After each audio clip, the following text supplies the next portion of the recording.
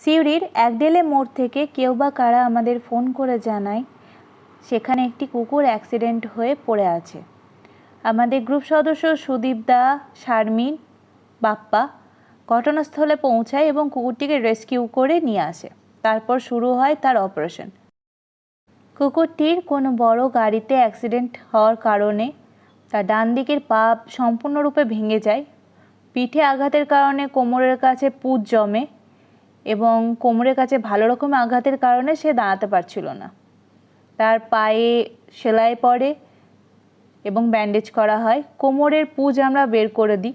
প্রত্যেকদিন ড্রেসিং করা হতো এবং তাকে বেশ কিছুদিন রেস্ট দেওয়ার পর তার ফিজিওথেরাপি শুরু হয়।